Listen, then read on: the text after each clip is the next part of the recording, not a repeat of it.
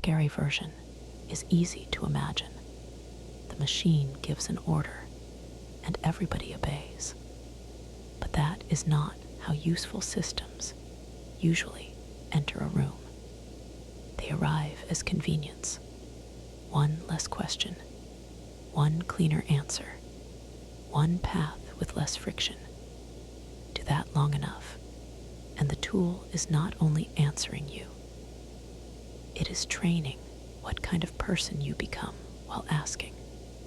Patience gets expensive. Doubt gets filed as delay. Refusal starts looking like a bug. That is the door, not the command, the saved step. So the question is not whether the machine is smart. The question is what parts of you it teaches you to stop using. A machine can hate ambiguity without ever feeling hate. It only has to be built around clean answers. This belongs here. That belongs there. This signal is useful.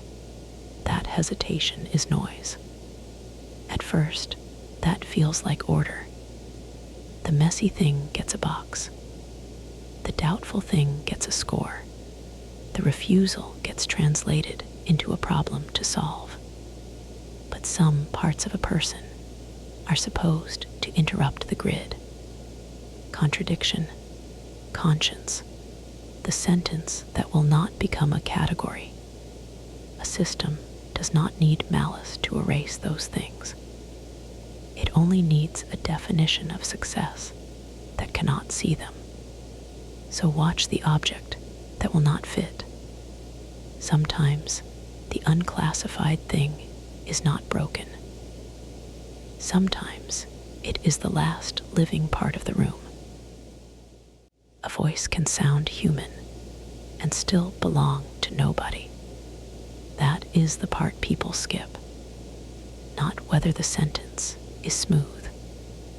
Not whether the rhythm feels alive. Not whether the machine can imitate a person well enough to pass. The question is custody. Who carried the memory? Who paid for the sentence with a life? Who can be called back when the words do damage? Fluency can hide that absence. It can stitch fragments together until the room hears one clean voice. But no one had to stand behind it. No one had to remember why it mattered. No one had to answer for what it became. That is not just copying. That is testimony without a witness. So when the voice fills the room, look for the body. If nobody is there, ask who owns the consequence. The lock did not know the difference between a person and a sound. That is the problem. A voice comes through the speaker. The system hears a match. The door opens. But a match is not the same as permission. It does not know if the person agreed.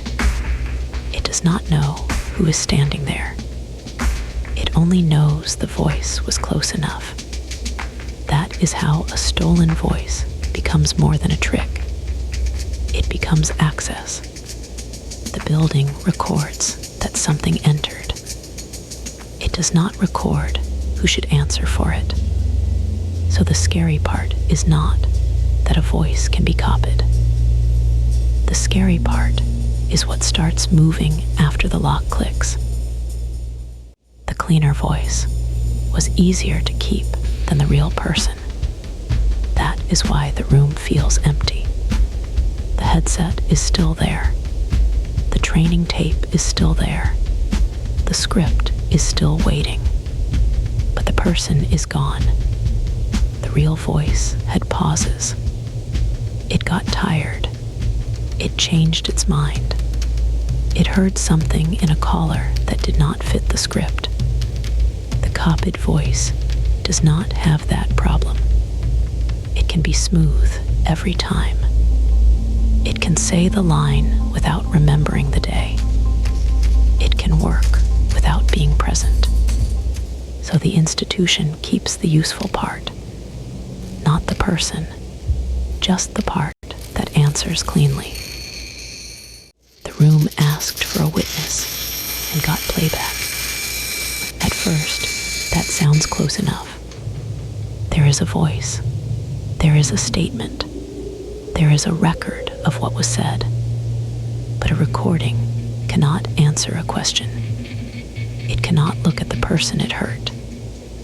It cannot remember what happened before the sentence.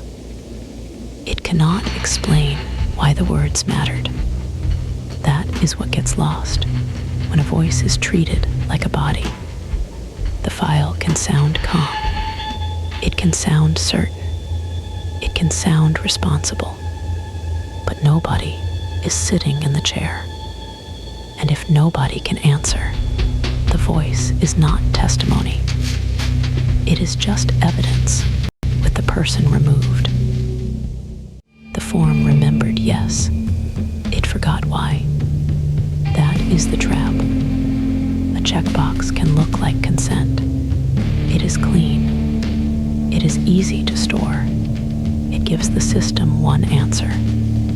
But people do not agree in one answer. They agree to this use, in this place, for this reason, under this pressure, with this much understanding. The system does not want all of that. It wants the click. So later, when the voice is reused, the record looks simple. It says yes, but it cannot show the room. It cannot show the pressure. It cannot show what the person thought they were giving away. That is how consent gets flattened. Not by force, by turning a complicated human decision into one tiny mark. The copy did not need sleep, doubt, or a reason. That made it useful. The real person had limits. They paused. They got tired. They noticed when a rule felt wrong. They brought a whole life into the voice. The smooth version does not bring that burden. It can answer forever. It can stay polite forever. It can say the approved line without asking what the line is doing. That is why institutions like it. Not because it is more human, because it is easier to manage. The copy becomes the version that fits the system. And once that version is useful enough, the living person starts looking like the problem. Too slow, too emotional, too hard to schedule, too hard to control. That is the replacement. Not a robot taking a body. A smoother version taking the job of being believed. Sometimes the delay is the person. That is the point we keep missing. We are trained to hate the pause, the slow approval, the extra question, the person at the desk who says, "Wait, this does not feel right." A system sees that as friction. It can remove the pause. It can smooth the voice. It can turn consent into a checkbox. It can turn testimony into playback. It can make everything move faster. But faster is not the same as better. Some delays are not errors. They are responsibility showing up in the process. They are the moment when a person can refuse.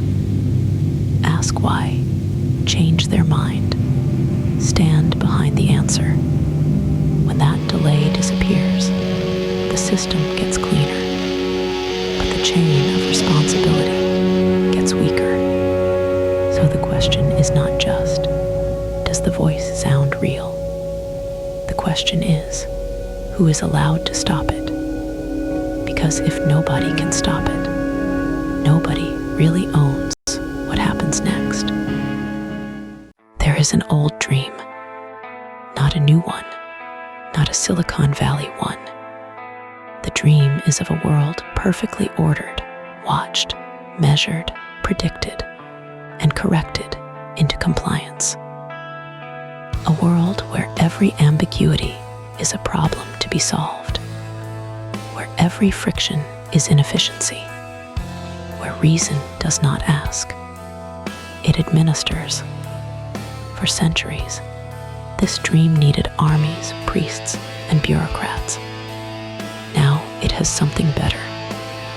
It has a text box. It does not arrive demanding obedience. It arrives as help, as fluency, as a frictionless surface that always has an answer, always has a frame, always knows what you might want to say, often before you have finished thinking it yourself. This is what makes it different from every tool before it. Previous technologies made your actions legible. AI chat makes the formation of thought legible. The private moment when you are not sure what you believe, when you reach, when you struggle, when you almost say something true, that moment now has an interface. And interfaces have owners. The danger is not that the answers are wrong. The danger is that the answers are so fluent, so available, so reasonably shaped, that the practice of forming your own judgment begins to feel unnecessary, slow, inefficient, a fault in the system. There is a name for thought severed from consequence, from doubt, from what can answer back. Dead reason. And the question that remains, the one that no optimization solves, is this: after you close the window, whose voice do you still know how to use?